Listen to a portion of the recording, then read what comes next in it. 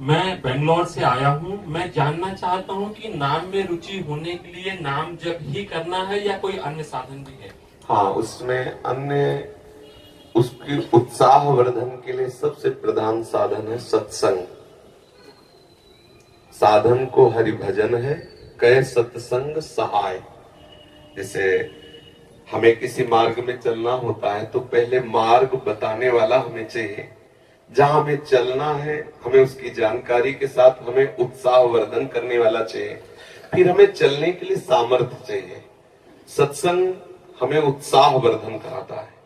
सत्संग हमें भगवान के अद्भुत अद्भुत करुणा में लीला चरित्रों का ज्ञान कराता है। साधु समागम से हमारे हृदय में भगवान नाम रूपी धन के प्रति महत्व बुद्धि होती है। पहला सबसे सावधानी की आवश्यकता है कि कुसंग त्याग करके सत्संग करें। दूसरी सावधानी की आवश्यकता है भोजन। अगर आप यहाँ सत्संग की और गंदे विचार वालों का संग किया, अभिमानी जनों का संग किया, तो इसका रंग नहीं चढ़ेगा। क्योंकि बहुत जन्मों से हम उसी कुसंग में पड़े रहे। अगर कुसंग ना होता तो हमारे हृदय में भगवत प्रीति उदय हो गई होती। ये पहचान है। कुसंग की पहचान है नाना प्रकार की दुर्वासनाएं, शरीर भोग आदि के लिए हमारे हृदय में लालसा होना, वो है। इसका मतलब बहुत समय से कुसंग होता रहा है। अब कुसंग के संस्कार अधिक होने के कारण सत्संग के संस्कार जब अंदर जाएंगे तो कुसंग को भगाने की चेष्टा करेंगे। और कहीं कुसंग मिल गया तो कुसंग के संस्कार और पुष्ट हो जाएंगे। एक संसार दुष्ट की संगति, ताहू में तुम पुष्ट करावो। विनती करो सकल धर्मिंसो, धर्मी हुए जिन नाम धराओ। कर सेवक जी कह रहे हो वैसे संसार में दुष्ट स्वभाव की बढ़ोतरी है, और यदि तुम दुष्ट स्वभाव वाले लोगों से मिलते रहे तो तुम्हारा दुष्ट स्वभाव पुष्ट हो जाएगा। फिर आप दीक्षा लेने के बाद भी प्रेम रस का अनुभव नहीं कर पाएंगे। तो हमारा संग पहले ठीक हो, कुसंग का त्याग करके सत्संग करे। और फिर दूसरी बात, आहार शुद्ध हो। आहार शुद्धि सत्य शुद्धि, अर्थात हमारा आहार शुद्ध हुआ तो हमारा मन शुद्ध हो। ऐसे ग्रामीण भाषाओं में कहते हैं, जैसा खाओ अन्न वैसा बने मन, जैसा पियो पानी वैसी बने वाणी। ऐसे गांव में भी ऐसे चर्चाएं होती है। तो हमारा अन्न ठीक होना चाहिए, भोजन ठीक होना चाहिए। सात्विक भोजन भगवान को अर्पित करके, प्रियालाल को अर्पित करके पाया जाए। साधु समागम किया जाए, शास्त्रों का स्वाध्याय किया जाए। भगवान शंकराचार्य जी ने साधन पंचक का गान किया है। उसमें से आगे आगे के 5 शब्द हम बताते हैं। पहला है वेदो नित्य मधीयताम, दूसरा है संगा सत्सुनिधीयताम, तीसरा है महावाक्यार्थस्य विचारिताम, चौथा है क्षुद व्याधि चिकित्सिताम, पांचवा है एकांते सुखमाश्रिताम अथातो ब्रह्म जिज्ञासा।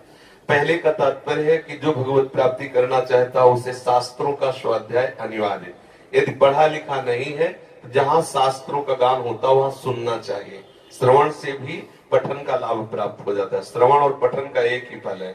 सेवक हरिवंश महाप्रभु ने कहा, श्रवण सुनत प्रापक रति राधा पद अम्बुज सुकुमार। यदि हम प्रियालाल की चर्चा सुनते रहे, वाणी सुनते रहे, तो हमें प्रियालाल के चरणों में प्रेम हो जाए। वेदो नित्य मधीयताम, शास्त्रों का हम नित्य स्वाध्याय करें या श्रवण करें।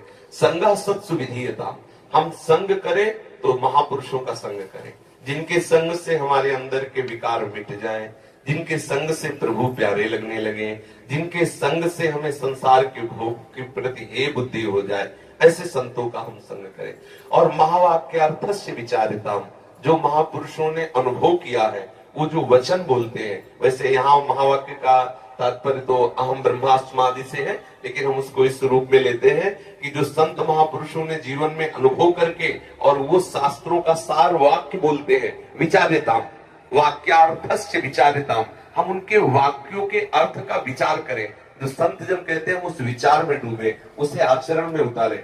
फिर बात कही, क्षुद व्याधि चिकित्सिताम, क्षुधा रूपी व्याधि की चिकित्सा करें।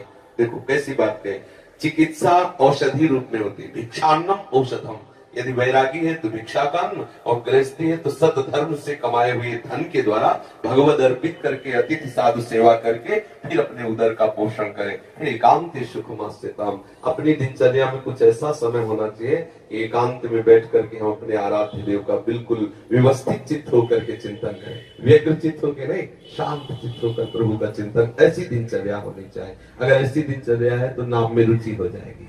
खान पान ठीक हो, संग ठीक हो, विचार ठीक हो, आचरण ठीक हो, तो रोज नाम में उत्साह बढ़ता चला जाएगा।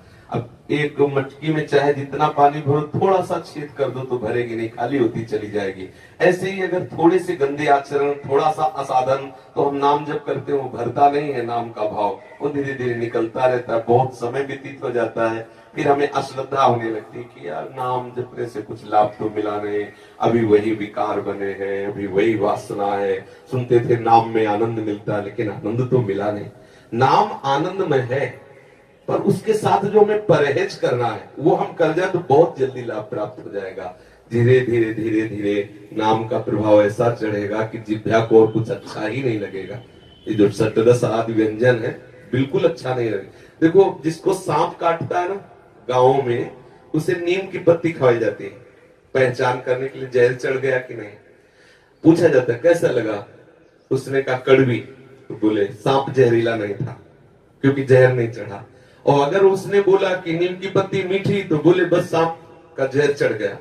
संसार कैसा, दुखालयम, बोले नहीं मुझे सुखी ले, सुखमय लग रहा है, बोले जहर चढ़ गया। ये काल रूपी सर्प का जहर चढ़ गया, क्योंकि विषय मुझे जो दुख देने वाले वो सुखमय लग रहे हैं। अब झाड़ने फूकने वाले अपना मंत्र शुरू कर देते हैं। संत महात्मा है झाड़ने फूकने वाले, उपदेश दे के, मंत्र दे करके उसके विष को उतारते हैं। और जब तक वो विष नहीं उतरता तब तक उसे नीम मीठी लगती है। जब तक तुम्हें संसार के भोग अच्छे लग रहे हैं, तो समझ लो अभी जहर उतर नहीं रहा है। बराबर मंत्र जाप करते रहो, बराबर सत्संग करते रहो, और जहां जहर उतरा तो राधा नाम सुधा रसम रसितुम जिह्वास्त में पियो। आंखों से आंसू आएंगे, जिह्वा से नाम निकलेगा, रोम रोम खड़ा हो जाएगा। ऐसा नाम महासुखमय है, पर हम अभ्यास करते रहे। जिन संतों को स्वाद मिला नाच नाच करके जगत को पावन कर दिया, हरि यश गा करके, इसलिए नाम जापक को चाहिए कि भोजन और संग दो पर दृष्टि रखे। भले उपवास करना पड़े, अशुद्ध अपवित्र जिसे हम जानते नहीं, जिसके चरित्र को हम नहीं जानते, उसके हाथ का ना पावे। पता नहीं कौन से आचरण करके कैसा लाया है भोजन, वो हमारी बुद्धि को कैसा प्रभावित कर दे। ये अगर दो बात ध्यान रहे, संग और भोजन, तो हमारा भजन बढ़ता चला जाएगा।